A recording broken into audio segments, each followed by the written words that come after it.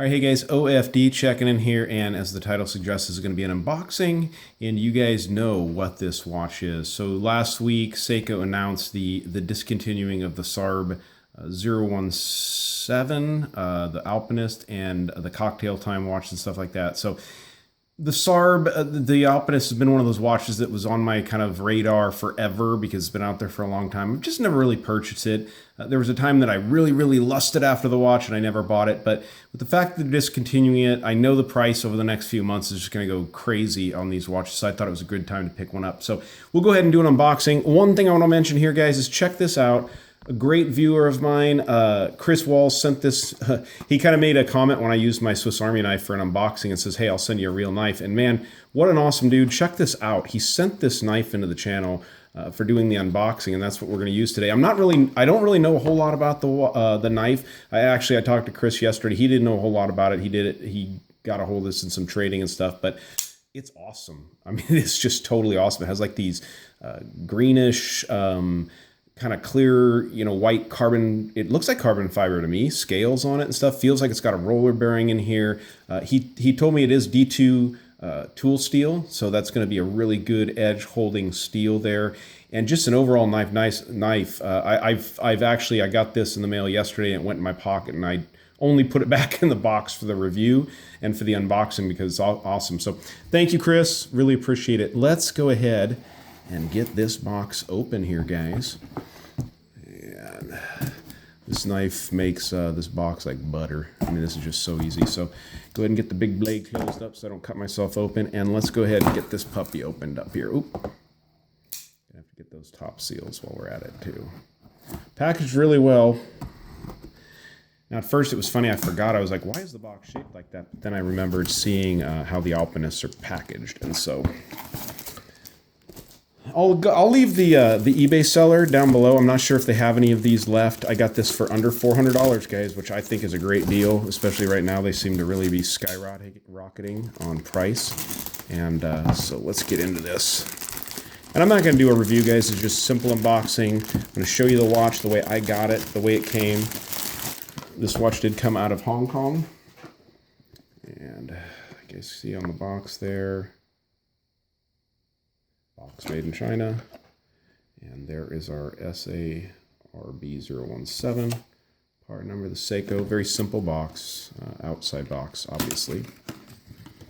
And let's get into the information here. Now, underneath here, there was a sleeve, a separate sleeve, and down below that has your Seiko watch information here and your instructions. There you go. That's what that came with. I don't see a warranty card. I'm not sure if this one came with a warranty card or not. No big deal. And let's go ahead and get into the watch here, guys. All right. Well, that looks like a Seiko SARB. I'll note the tab on the box pulled out there. That's no big deal. I think those just pop back in. Yeah, so. All right, guys. So I know you guys have all seen this watch like a million different times. And there we go. Get my camera to focus. So the Alpinist, the SARB017 from Seiko. Good looking watch. It's definitely beautiful. I've never actually seen one of these or held one of these in person. Very cool watch. I mean, I think, these watches really represent a whole lot because you get 200 meters water resistance. It's a adventure style or field watch, and there's a whole lot going on with this. I'm not quite sure exactly what my plan is with this watch. I'm going to wear it for a little bit. I actually ordered a couple Blue Shark straps for it yesterday. Get those coming. Show you guys the hang tag information. This is an official, Japanese watch. I think these are all made in Japan and stuff like that, but orienteering or adventure watch.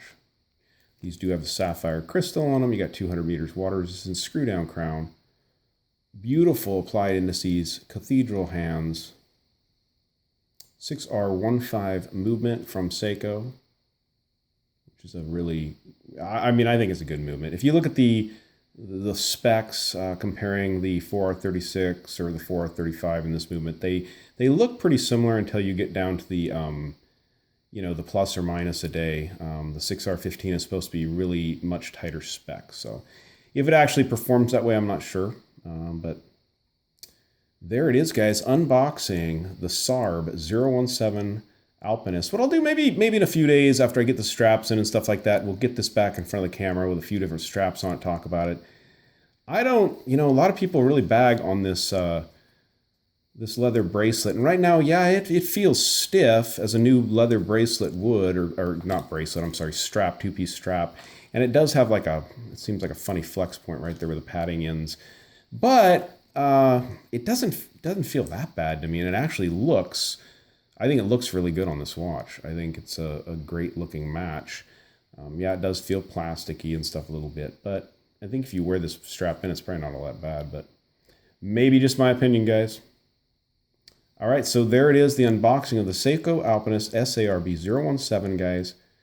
Great little watch. If you guys are wanting these, I think the prices, they're already starting to go nuts. I mean, there really are. I paid under $400 for this watch, and they're tough to find for under $400 now. So if you do want one, jump on them immediately, or wait till the hype slows down, maybe in 6 months or something like that. And you never know with Seiko, they might start making it again because of the demand or something, but doubt it.